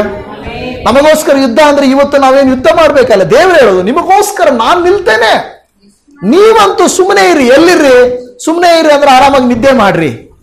ಬೆಳಿಗ್ಗೆ ನನಗೆ ಡ್ಯೂಟಿ ಇಲ್ಲ, ಏನೂ ಇಲ್ಲ, 8 ಗಂಟೆವರೆಗೂ ನಿದ್ದೆ ಮಾಡ್ತೀನಿ ಅಲ್ವಾ? ಏನು ಕೆಲಸ ಇಲ್ಲ, ಕಾರ್ಯ ಇಲ್ಲ, 12 ಗಂಟೆ 1 ಗಂಟೆವರೆಗೂ ಮೊಬೈಲ್ ನೋಡ್ತೀನಿ ರಾತ್ರಿ. ಹಿಂಗ್ ಮಾಡಿದ್ರೆ ಸುಮ್ಮನೆ ಇರ್ರಿ ಅಂದ್ರೆ ಹಂಗೆ ಹೇಳೋದ ದೇವರು? ಆ ರೀತಿಯಾಗಿ ಹೇಳ್ತಾ ಇಲ್ಲ ದೇವರು. ದೇವರು ಹೇಳ್ತಾ ಇರುವಂತ ಮಾತೇನಂದ್ರೆ, ನೀವಂತೂ ನನ್ನಲ್ಲಿ ನಂಬಿಕೆ ಇಟ್ಟು ನನ್ನಲ್ಲಿ ನಿಂತ್ಕೊಂಡು ಪ್ರಾರ್ಥನೆ ಮಾಡಿ ಸ್ತುತಿ ಮಾಡುತ್ತಾ ಇರ್ರಿ, ಮಿಕ್ಕಿದ್ದನ್ನ ನಾನು ನಿಮಗೋಸ್ಕರ ಮಾಡುತ್ತೇನೆ. ಹಲ್ಲೆಲೂಯಾ. ದೇವರು ಇವತ್ತು ಆ ಕಾರ್ಯ ಮಾಡ್ತಾನೆ ಪ್ರಿಯ ದೇವಚನವೇ. ಆದ್ರೆ ನಾವೆಂಗೂ ಗೊತ್ತಾ, ದೇವರು ಮಾಡ್ತಾನೆ ಅಲ್ಲ ಅಂತ ಸುಮ್ಮನೆ ಇದ್ದು ಬಿಡ್ತೀವಿ. ಅಲ್ಲ, ಸುಮ್ಮನೆ ಇರೋದಲ್ಲ ದೇವರು ಹೇಳ್ತಾ ಇರೋದು. ದೇವರು ಹೇಳ್ತಾ ಇರೋದು, ನಾವು ಸ್ತುತಿ ಸ್ತೋತ್ರವ ಆರಂಭಿಸಲು ವೈರಿಗಳು ತಮ್ಮಲ್ಲಿ ತಾವು ಹೊರ್ಕೊಂಡು ಸಾಯ್ತಾರೆ. ನಮ್ಮ ಕೆಲಸ ಏನಂದ್ರೆ ಸ್ತುತಿ ಸ್ತೋತ್ರ ಪ್ರಾರಂಭಿಸಬೇಕು, ಪ್ರಾರ್ಥಿಸಬೇಕು, ಮುಂಜಾನೆಗಳದ್ದು ಪ್ರಾರ್ಥಿಸಬೇಕು, ಸಮಯ ಸಿಕ್ಕಾಗ ವಾಕ್ಯ ಕೇಳಬೇಕು, ಅದು ಹಗಲಲ್ಲಾಗಲಿ, 4 ಗಂಟೆ ಆಗಲಿ, 12 ಗಂಟೆ ಆಗಲಿ, 1 ಗಂಟೆ ಆಗಲಿ, ಮಧ್ಯಾಹ್ನ ಆಗಲಿ, ಮೊಣಕಾಲೂರಿ ದೇವರು ಪ್ರೇರೇಪಿಸಿದಾಗ ಹೋಗಿ ಕೂತ್ಕೊಂಡು ಪ್ರಾರ್ಥನೆ ಮಾಡಬೇಕು. ನೀವು ಪ್ರಾರ್ಥಿಸುವುದಾದರೆ ದೇವರು ತನ್ನ ಕಾರ್ಯವನ್ನ ದೇವರು ನಿಮಗೋಸ್ಕರ ಮಾಡ್ತಾನೆ. ಅಯ್ಯೋ ನಾನು ಬಲಹೀನ, ನನಗೆ ಮೊಣಕಾಲು ಹಾಕಕ್ಕೆ ಆಗಲ್ಲ, ನಾನು ಹೆಂಗ್ ಪ್ರಾರ್ಥನೆ ಮಾಡಿ? ಮೊಣಕಾಲು ಹಾಕಬೇಕು. ಆಗದೇ ಇದ್ರೆ ಸೈತಾನ್ ಹೇಳ್ತಾನೆ, ಮೊಣಕಾಲು ಹಾಕಿಲ್ಲ ಅಂದ್ರೆ ಇನ್ನೇನ್ ಪ್ರಾರ್ಥನೆ ಬೇಡ ಬಿಡು. ಆದ್ರೆ ಸೈತಾನ್ ಏನ್ ಆಪ್ಷನ್ ಕೊಡ್ತಾನೆ? ನಿನಗೆ ಮೊಣಕಾಲು ಹಾಕಕ್ಕಾಗಲ್ಲ, ಮತ್ತೆ ಇನ್ನೇನ್ ಪ್ರಾರ್ಥನೆ ಮಾಡ್ತೀಯ ಬಿಡು. ಹೌದಲ್ಲ, ಇನ್ನೇನ್ ಮಾಡ್ತೀಯ ಬಿಡು. ಹಂಗಲ್ಲ, ಮೊಣಕಾಲು ಹಾಕುವುದು ಒಂದು ದೊಡ್ಡ ಶಕ್ತಿ. ನಿಮ್ ಕೈಯಲ್ಲಿ ಆದ್ರೆ ಮಾಡ್ಬೇಕು, ಟ್ರೈ ಮಾಡ್ಬೇಕು. ಆಗೋದೇ ಇಲ್ಲ ಅಂತ ತಿಳ್ಕೊಳ್ಳಿ, ಪ್ರಾರ್ಥನೆ ಯಾಕೆ ಮಾಡ್ಲಿಲ್ಲ ಅಲ್ವಾ? ನಮ್ಮ ಕೈಯಲ್ಲಿ ಆಗುವುದನ್ನ ನಿಂತು ಪ್ರಾರ್ಥಿಸಿರಿ, ಕುಂತು ಪ್ರಾರ್ಥಿಸಿರಿ, ನಡೆದು ಪ್ರಾರ್ಥಿಸಿರಿ, ನಂಬಿ ಪ್ರಾರ್ಥಿಸಿರಿ, ಬೇಕಾದ ರೀತಿಯಲ್ಲಿ ನೀವು ಪ್ರಾರ್ಥಿಸಿರಿ. ಆದ್ರೆ ಪ್ರಾರ್ಥನೆ ಮಾಡದೇ ಇರಬೇಡ್ರಿ. ಅಯ್ಯೋ ಬೆಳಿಗ್ಗೆ ಮಾತ್ರ ಪ್ರಾರ್ಥನೆ ಮಾಡಿದ್ರೆ ಶಕ್ತಿ ಇರುತ್ತಂತೆ, ಆಮೇಲೆ ಇರಲ್ವಂತೆ, ಮತ್ತೆ ಯಾಕೆ ಮಾಡ್ಬೇಕು? ಸೈತಾನ್ ಅದು ಆಪ್ಷನ್ ಕೊಡ್ತಾನೆ ನಿಮಗೆ. ಬೆಳಿಗ್ಗೆ ನೀನು ತುಂಬಾ ಬಿಸಿ, ಮಕ್ಕಳಿಗೆ ಬಾಕ್ಸ್ ಕಳಿಸ್ಬೇಕು, ಆಫೀಸ್ಗೆ ಹೋಗ್ಬೇಕು, ಬೆಳಿಗ್ಗೆ ಹೊತ್ತಾಗಲ್ಲ, ನಿದ್ದೆ ಮಾಡ್ಬೇಕು, ನೀನು ಅದೆಲ್ಲ ಮಾಡಬೇಡ, ಆಗಲ್ಲ. ಸೈತಾನ್ ಹೇಳ್ತಾನೆ, ಬೆಳಿಗ್ಗೆನೆ ಮಾಡಿಲ್ಲ, ಇನ್ನು ಮಧ್ಯಾಹ್ನ ಏನ್ ಮಾಡ್ತೀಯ ಬಿಡು. ಸೈತಾನ್ ಆಪ್ಷನ್ ಕೊಡೋಕೆ ಹೇಳ್ಬೇಕು, ದೇವರೇ ಬೆಳಿಗ್ಗೆ ನನಗೆ ಪರಿಸ್ಥಿತಿ ಸರಿ ಇಲ್ಲಪ್ಪ, ಮನೆಯಲ್ಲಿ ಈ ತರ ಇದೆ, ನಿದ್ದೆ ಮಾಡ್ಬೇಕು, ಆಯ್ತು ನನ್ನ ಕೈಯಲ್ಲಿ ಆಗ್ಲಿಲ್ಲ, ಆದ್ರೆ ನಾನು ಮಧ್ಯಾಹ್ನ ಮಾಡ್ತೇನೆ, ಸಂಜೆ ಮಾಡ್ತೇನೆ, ರಾತ್ರಿ ಮಾಡ್ತೇನೆ. ದೇವ್ರು ಕೇಳಲ್ವಾ? ಸೈತಾನ್ ಏನ್ ಮಾಡ್ತಾ ಇದ್ರೆ ನಮ್ಮ ಬಲಹೀನತೆ ಎತ್ತಿ ತೋರಿಸ್ತಾನೆ. ನಿನಗೆ ಅದಾಗಲ್ಲ, ಬಿಟ್ಬಿಡು, ಆಗಲ್ಲ. ಆದ್ರೆ ನಾವೇನ್ ಮಾಡ್ಬೇಕು? ನನ್ನ ದೇವರು ನಾನು ಯಾವಾಗ ಪ್ರಾರ್ಥನೆ ಮಾಡಿದ್ರು ಕೇಳುತ್ತಾರೆ, ಎಲ್ಲಿಂದ ಪ್ರಾರ್ಥನೆ ಮಾಡಿದ್ರು ಕೇಳುತ್ತಾರೆ, ನನಗೆ ಸಹಾಯ ಮಾಡುತ್ತಾರೆ ಎಂಬ ನಂಬಿಕೆ ನಮಗೆ ಬರಬೇಕು. ನಮ್ಮ ಕುಟುಂಬಕ್ಕೆ ನಾವು ಕಷ್ಟಪಟ್ಟಿಲ್ಲ ಅಂದ್ರೆ, ನಮ್ಮ ಕುಟುಂಬದವರನ್ನೇ ಪ್ರೀತಿ ಮಾಡಿಲ್ಲ ಅಂದ್ರೆ, ನಮಗಾಗಿ ನಾವು ದೇವರ ಮುಂದೆ ನಮ್ಮ ಸಮಯವನ್ನು ಕಳೆದಿಲ್ಲ ಅಂದ್ರೆ ಮತ್ತೆ ಎಲ್ಲಿ ಕಳೀತೀವಿ? ನಾವೇನ್ ಮಾಡ್ತೀವಿ ಅಂದ್ರೆ, ನಮ್ಮ ಕಷ್ಟವನ್ನು ಪರಿಹಾರ ಮಾಡುವುದಕ್ಕೋಸ್ಕರ ನಾವೇ ತುಂಬಾ ಕಷ್ಟಪಡ್ತಾ ಇರ್ತೀವಿ. ಕೆಲವು ಸಾರಿ ನನ್ನ ಮನಸ್ಸಿಗೆ ಈ ರೀತಿ ಅನಿಸಿದೆ, ನಾನು ಒಂದು ವೇಳೆ ದೇವರಲ್ಲಿ ಕಷ್ಟಪಟ್ಟು ಕೆಲಸ ಮಾಡಿದ್ರೆ ನನಗೆ ದಿನಕ್ಕೆ 2,000 ಸಂಬಳ ಬರ್ಬೋದು, ಉದಾಹರಣೆಗೆ ಹೇಳ್ತಾ ಇದ್ದೀನಿ. ಆದ್ರೆ ನಾನೇನ್ ಮಾಡ್ಬಿಡ್ತೇನೆ ಅಂದ್ರೆ, ದೇವ್ರೇ ಬೇಡ ದೇವ್ರೆ, ನಾನೇ ಕಷ್ಟಪಟ್ಟು ಕೆಲಸ ಮಾಡ್ಕೊಡ್ತೀನಿ ಅಂತ 500 ರೂಪಾಯಿಗೋಸ್ಕರ ಹೋರಾಟ ಮಾಡ್ತಾ ಇರ್ತೀನಿ. ಕೆಲವು ಸಾರಿ ದೇವರು ನನ್ನನ್ನು 2,000ಕ್ಕೆ ಕೆಲಸ ಮಾಡು ಅಂದ್ರೆ ನಾನೇನ್ ಮಾಡ್ತಾ ಇರ್ತೀನಿ? 500 ರೂಪಾಯಿ ಮಾಡ್ತಾ. ಅಂದ್ರೆ ದೇವರನ್ನ ನಾವು ಲಿಮಿಟ್ ಮಾಡ್ತಾ ಇರ್ತೀವಿ. ನಾವು ನಮ್ಮ ಬುದ್ಧಿಗೆ ಅನುಸಾರವಾಗಿ ಹೋಗ್ತಾ ಇರ್ತೇವೆ. ನಾವು ಹೋಗ್ಬಾರ್ದು. ನಾವೇನ್ ಮಾಡ್ಬೇಕು? ನಮ್ಮ ಕೈಯಲ್ಲಿ ಆಗೋದನ್ನ ನಾವು ಮಾಡ್ಬೇಕು, ಮಿಕ್ಕಿದ್ದನ್ನ ದೇವರ ಕೈಯಲ್ಲಿ ನಾವು ಕೊಡ್ಬೇಕು. ಅದಕ್ಕೆ ಹೇಳ್ತೇವೆ, ನಿಮ್ಮ ಅಶಕ್ತಿಯಲ್ಲಿ ದೇವರು ನಿಮಗೆ ಸಹಾಯ ಮಾಡುತ್ತಾರೆ ಎಂದು ದೇವರ ವಾಕ್ಯ ಇಲ್ಲಿ ಹೇಳ್ತಾ ಇರೋದನ್ನು ನಾವು ನೋಡ್ತಾ ಇದ್ದೇವೆ. ಒಂದು ಸಾರಿ DL ಮೂಡಿ ಅನ್ನುವಂಥವರು ಪ್ರಸಂಗ ಮಾಡ್ತಾ ಇರ್ತಾರಂತೆ. ಪ್ರಸಂಗ ಮಾಡಿ ಏನೇನೋ ಪ್ರಸಂಗ ಮಾಡ್ತಾ ಇರ್ತಾರೆ. ಅಲ್ಲಿ ಒಬ್ಬ ಯವನಸ್ಥ ಕುತ್ಕೊಂಡಿರ್ತಾನಂತೆ. ಕುತ್ಕೊಂಡು ಒಂಥರ ಹಂಗಲ್ಲ, ಹಿಂಗಲ್ಲ, ಅಲ್ಲಿ ಇದೆಂತ ಇದು ಏನು ಅಂತ ಇದು. ಈ DL ಮೂಡಿ ಒಬ್ಬ ಒಳ್ಳೆ ಪ್ರಸಂಗಿಕರವರು, ಆ ಪ್ರಸಂಗಿಕರ ಸೇವಕರು ಒಳ್ಳೆಯವರು. ಆಮೇಲೆ ಅವರು ಪ್ರಸಂಗ ಎಲ್ಲ ಮುಗಿದ ಮೇಲೆ ಆ ಯವನಸ್ಥರ ಹತ್ರ ಹೋಗಿ, ಆ ಬ್ರದರ್ ನೀವೇನು ಒಂಥರ ಬೇಜಾರ್ ಮಾಡ್ಕೊಳ್ತಾ ಇದ್ರಿ ಏನು ಅಂತ ಹೇಳಿದಾಗ, ಆ ಯವನಸ್ಥ ಹೇಳಿದ್ರೆ, ನೀವು ಪ್ರಸಂಗ ಕರೆಕ್ಟಾಗಿ ಮಾಡ್ತಾ ಇದ್ದೀರಾ, ನಿಮ್ ಗ್ರಾಮರ್ ಸರಿ ಇಲ್ಲ, ನೀವು ಅಲ್ಲಿ ತಪ್ಪು ಮಾಡಿದ್ರಿ, ಮಿಸ್ಟೇಕ್ ಮಾಡಿದ್ರಿ, ಅದು ಹಂಗಲ್ಲ ಗ್ರಾಮರು, ಇದು ಹಿಂಗಲ್ಲ ಗ್ರಾಮರು ಅಂತ ಹೇಳಿದಂತೆ. ಅವಾಗ ಅವರಾದ್ರೆ ಇವ್ರಿಗೆ ಸ್ವಲ್ಪ ಬೇಜಾರಾಯ್ತು. ನಿಮ್ ಗ್ರಾಮರ್ ಸರಿ ಇಲ್ಲ, ನಿಮ್ ಇಂಗ್ಲಿಷ್ ಸರಿ ಇಲ್ಲ, ನೀವ್ ಎಂತ ಪ್ರಸಂಗ ಮಾಡ್ತಾ ಇದ್ದೀರಾ, ನನಗೆ ಇಷ್ಟ ಆಗಿಲ್ಲ ಅಂತ ಹೇಳಿ. ಅವರವಾಗ ಹೇಳಿದ್ರಂತೆ, ಗ್ರಾಮರೇ ಗೊತ್ತಿಲ್ದಿರೋದು ನಾನು ದೇವ್ರಿಗೋಸ್ಕರ ಇಷ್ಟು ದುಡಿತಾ ಇದ್ದೀನಿ, ಇಷ್ಟು ಮಾಡ್ತಾ ಇದ್ದೀನಿ, ಗ್ರಾಮರ್ ಗೊತ್ತಿದ್ದು ನೀನೇನ್ ಮಾಡಿದೀಯಪ್ಪ ಅಂತ ಕೇಳಿದ್ನಂತೆ. ಗ್ರಾಮರ್ ಗೊತ್ತಿದ್ದು ನೀನೇನ್ ಮಾಡ್ತಾ ಇದೀಯನ್ನಂತೆ. ಆತನಿಗೆ ಒಂಥರ ಆಗೋಯ್ತಂತೆ. ಹೌದಲ್ವಾ, ನನಗೆಲ್ಲ ಗೊತ್ತು, ಆದ್ರೆ ನಾನೇನು ಮಾಡ್ತಾ ಇಲ್ಲ. ಗೊತ್ತಿಲ್ಲದೆ ಇರೋನು, ಗ್ರಾಮರ್ ಗೊತ್ತಿಲ್ಲದೆ ಇರೋನು ಏನೋ ಮಾಡ್ತಾ ಇದ್ದಾನೆ, ವ್ಯಾಕರಣ ಗೊತ್ತಿಲ್ಲ. ಅದಕ್ಕೆ ನೀವು ನಾನು, ಅಯ್ಯೋ ನನ್ನ ಪ್ರಾರ್ಥನೆಯಲ್ಲಿ ವ್ಯಾಕರಣ ಇಲ್ಲ, ನನ್ನ ಪ್ರಾರ್ಥನೆ ಹಂಗಿದೆ ಹಿಂಗಿದೆ. ಚಿಂತೆ ಮಾಡಬೇಡ್ರಿ, ದೇವರು ನಿಮ್ಮ ಭಾಷೆಯನ್ನ ನೋಡುವವನಲ್ಲ, ನಿಮ್ಮ ವ್ಯಾಕರಣವನ್ನ ನೋಡುವವನಲ್ಲ, ನೀವು ಯಾವ ಭಾಷೆಯಲ್ಲಿ ಪ್ರಾರ್ಥನೆ ಮಾಡ್ತಾ ಇದ್ದೀರ ನೋಡುವವರಲ್ಲ, ನೀವು ಯಾವ ರೀತಿ ಲೋಕಕ್ಕೆ ತೋರಿಸ್ಕೊಡ್ತಾ ಇದ್ದೀರ ನೋಡುವಲ್ಲ, ನಿಮ್ಮ ಹೃದಯ ಹೇಗಿದೆ ಎನ್ನುವುದನ್ನು ಮಾತ್ರ ದೇವರು ನೋಡ್ತಾರೆ. ನಿಮ್ಮ ಹೃದಯವನ್ನು ಮಾತ್ರ ನೋಡುವ ದೇವರು, ನಿಮ್ಮ ಬಲಹೀನತೆಯನ್ನು ನೋಡುವ ದೇವರಲ್ಲ. ಎಷ್ಟೋ ಜನಕ್ಕೆ ನಮ್ಗೆ ಕಾಲ್ ಮಾಡೋರು ಹೇಳ್ತಾ ಇರ್ತಾರೆ, ನಮಗೆ ಪ್ರೇಯರ್ ಮಾಡೋಕ್ಕೆ ಬರಲ್ಲ ಪಾಸ್ಟ್ರೇ, ಹೇಗೋ ನಿಮ್ಮ ವಾಕ್ಯ ಕೇಳಿಕೊಂಡು ದೇವ್ರ ಕಡೆ ತಿರ್ಕೊಂಡಿದೀವಿ, ಆದ್ರೆ ನಮಗೆ ಅದು ಬರಲ್ಲ ಇದು ಬರಲ್ಲ. ನಾನು ಹೇಳೋದೇನೆಂದ್ರೆ, ಅದೆಲ್ಲ ದೇವರು ನೋಡಲ್ಲಮ್ಮ, ನಿಮ್ಮ ಹೃದಯ ನೋಡ್ತಾನೆ. ನಿಮ್ಮ ಹೃದಯ ನೋಡ್ತಾನೆ, ನಿಮ್ಮ ಭಾಷೆ ನೋಡಲ್ಲ. ನೀವು ಪ್ರಾರ್ಥನೆ ಮಾಡಕ್ ಬರುತ್ತೋ ಬರಲ್ವೋ, ನನಗೆ ಓದಕ್ ಬರುತ್ತೋ ಇಲ್ವೋ. ಕೆಲವು ಸಾರಿ ನಾನು ಕೆಲವ್ರು ನೋಡಿದ್ದೇನೆ, ಯಾರಾದ್ರೂ ತಪ್ಪು ಓದ್ತಾ ಇದ್ರೆ ಅಲ್ಲಿಂದ ಹಂಗಲ್ಲ ಅದು, ಇವ್ರು ಓದಕ್ಕೆ ಬರಲ್ಲ. ಹಲೋ, ಸ್ವಲ್ಪ ಇರಿ, ನಿಮಗೆ ದೇವರು ಜ್ಞಾನ ಕೊಟ್ಟಿದ್ದಾನೆ. ಆದ್ರೆ ಬೇರೊಬ್ಬರನ್ನ ಅಲ್ಲಿ ಎರಡು ವಿಷಯ ಇದೆ. ಒಂದು, ನಮಗೆ ದೇವರು ಜ್ಞಾನ ಕೊಟ್ಟಿದ್ರು ಪ್ರಾಕ್ಟೀಸ್ ಮಾಡಿದ್ರೆ ತಪ್ಪು ಮಾಡ್ತಾ ಇದೀವಿ, ಅದು ತಪ್ಪೇ. ಎರಡನೇದು, ನಾವು ನಿಜವಾಗಿ ಟ್ರೈ ಮಾಡ್ತಾ ಇದೀವಿ, ಆದ್ರೆ ನಮ್ಮ ಕೈಯಲ್ಲಿ ಆಗ್ತಾ ಇಲ್ಲ, ಅದನ್ನ ದೇವರು ಅಕ್ಸೆಪ್ಟ್ ಮಾಡ್ಕೊಳ್ತಾರೆ. ನಾವು ಮುಂದೆನೇ ಬರಲಿಲ್ಲ, ದೇವರಿಗೋಸ್ಕರ ಏನೂ ಮಾಡಲಿಲ್ಲ ಅಂದ್ರೆ ಅಲ್ಲಿ ಕುತ್ಕೊಂಡು ವ್ಯಾಕರಣ ನೀನ್ ಸರಿ ಇಲ್ಲ ಅಂದಂಗೆ.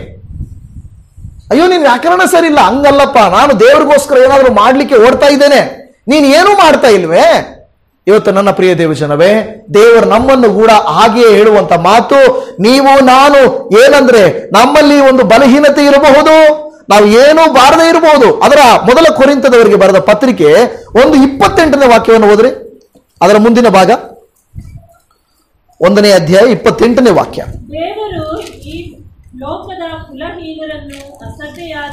ದೇವರು ಈ ಲೋಕದ ಕುಲಹೀನರನ್ನು ಅಸಡ್ಡೆಯಾದವರನ್ನು ಆರಿಸಿಕೊಂಡದ್ದಲ್ಲದೆ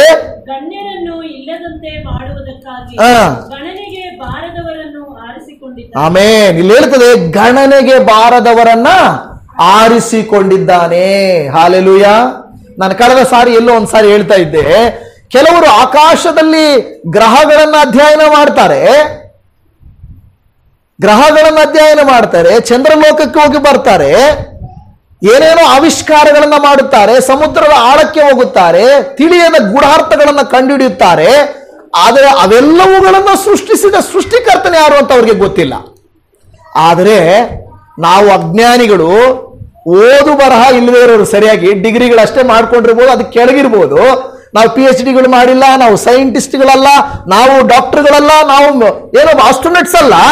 ಆದರೆ ನಾವು ಅವುಗಳನ್ನೆಲ್ಲ ಸೃಷ್ಟಿಸಿದ ಸೃಷ್ಟಿಕರ್ತನನ್ನು ನಾವು ಕಂಡುಕೊಂಡಿದ್ದೇವೆ. ನಾವೆಷ್ಟು ಗ್ರೇಟ್ ಅಲ್ವಾ? ಅದಕ್ಕೆ ನೋಡಿ ದೇವರು ಹೇಳಿದಾನೆ, ಗಣನೆಗೆ ಬಂದವರು ಕೂಡ ದೇವರನ್ನ ಅರ್ಥ ಮಾಡ್ಕೊಳಕ್ ಆಗ್ತಾ ಇಲ್ಲ. ಹಣ ಇರೋರು ಅರ್ಥ ಮಾಡ್ಕೊಳಕ್ ಆಗ್ತಾ ಇಲ್ಲ, ದೊಡ್ಡ ಅಧಿಕಾರದಲ್ಲಿರೋ ದೇವರನ್ನ ಅರ್ಥ ಮಾಡ್ಕೊಳಕ್ ಆಗ್ತಾ ಇಲ್ಲ.